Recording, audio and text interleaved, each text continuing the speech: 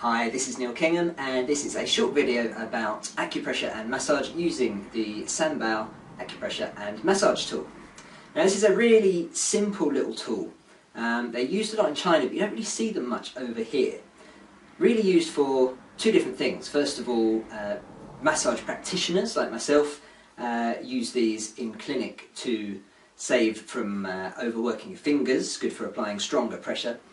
Also very good to use on yourself, and there's lots of different ways to use it for self-acupressure and self-massage. A great piece of kit to have in your arsenal for self-maintenance. So the tool itself is pretty simple. It has 3 points that you can see here, and each used for something slightly different. So you've got two different size or thickness points here. This one here is much thinner, this one's a little bit fatter, and then the third, well, how well it comes out on the camera, but the third has got a sort of a flatter edge at the top, which is used for quite a different technique. And you can see the simple design allows you to grip really easily whichever bit you're using. So you can easily just grip at the top like that to have that point available, or you can grip it round like this, that's quite a good grip for that point, or equally the other way around like that for the flat bit. So it's quite nice to and sort of comfortable in the hand. And first of all, let's talk about acupressure. So these 2 points, the slightly smaller one and the slightly fatter one, really good for acupressure either on yourself or on someone else. And you can go specifically for acupressure points, for acupoints, or you can just use this in more of a sort of a muscular way, and you can use this on just tight bits of muscle, knots, or trigger points as well. The technique is of course very simple. You just hold the tool in whatever grip feels natural depending on which point you're using, and then just apply some pressure down into the point. Simple. 2 things to be aware of though. This is a very solid piece of kit and it's very easy to apply strong pressure, and of course that's why it's so useful, but at the same time it's easy to apply too much. So you always want to be very gentle, you want to work very carefully and start off very light and slowly build up the pressure until it reaches the desired strength. Of course, if you're working on yourself you can feel how strong that needs to be.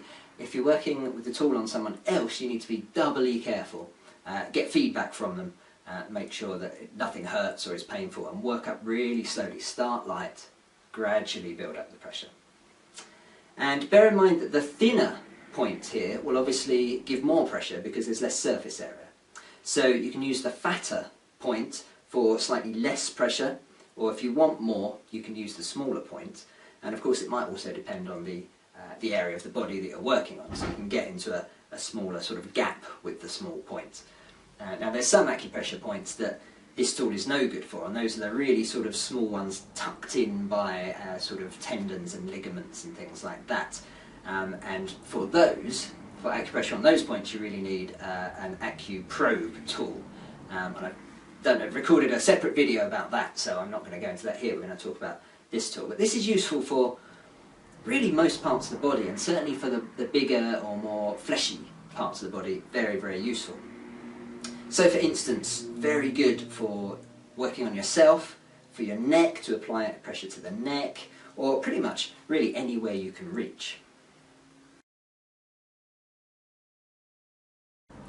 Now the third section of the tool is this slightly flat piece here that comes to a sort of slightly flatter edge, and this is really useful for the technique that in Chinese Tuina massage is called plucking, or it's cross muscle friction. So basically what you're doing is you're working in the opposite directions the muscle goes in. So I'll give an example. So for the neck, obviously the muscles of the neck run up and down the neck. So because they run up and down, we're going to be using the tool, this flat edge of the tool, to go sideways across the muscle. So same on the back. The muscles of the back of course go up and down either side of the spine. So you can do the same thing. You can go sideways across the muscle. And this is really good for tense muscles. Very good for the back, very good for the neck. So what you're doing is you're holding the tool 90 degrees to the direction of the muscle. So if I was doing it on my neck, I'd be holding it like this. So the muscle's going up and down, you hold the tool sideways, and then the idea is that you apply some pressure and then move the tool backwards and forwards across the muscle. So done on the neck, it looks like this.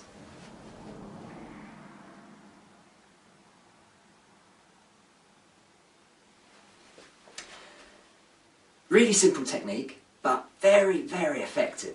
Really good to do on yourself on your neck, or of course on your own back you can't really do, but if you're using the tool on someone else, working on their back is really good.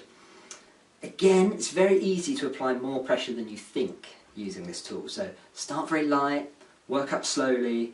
It shouldn't be painful. It might be slightly uncomfortable, this technique, but it definitely shouldn't be painful. It shouldn't be kind of grit your teeth in agony kind of or anything like that. So the technique when working on the back is of course very similar. You can use the tool just for straight acupressure using the smaller or the larger sections, or for the plucking technique you can work on these muscles that come down either side of the spine. Now obviously you want to avoid the spine itself, so working on the muscle on either side, and because the spine runs this way you're going to be working in the opposite direction, perpendicular, so backwards and forwards like this. So if I'm working on this muscle here on this side of the body, I can put the tool like this, give a bit of pressure and then working backwards and forwards like that. And you normally find more at the upper back, this can often be quite tight as it comes up towards the neck, so this is quite a good place to work. So again, avoiding the spine and on either side, just applying some pressure and then working backwards and forwards like that over the muscle. And you can sometimes feel if it's tight, it kind of twangs a little bit under the movement. Now do be careful, it's very easy to apply strong pressure, so you just need to work gently and make sure that you're getting feedback from the other person to make sure it's not painful. Now, needless to say, you should be careful using this. It's a very safe tool to use, but just use a bit of common sense. You obviously don't want to be working over bones or joints, so if you're working on the neck, if your own or someone else's, or the muscles on the back, of course avoid the spine and avoid all the joints. This is very much a tool to use for muscles, so definitely avoid all the bony parts of the body. Also, of course, if there's any recent injury, you might want to avoid using this over the area of an injury, or any broken skin, or if you've got, you know, a nasty skin condition, irritated, kind of something, eczema or psoriasis or something like that. Again, maybe not the best thing to use. But apart from that, use a bit of common sense, and as long as it doesn't hurt and that you work gently and build up slowly, this is a fantastic tool.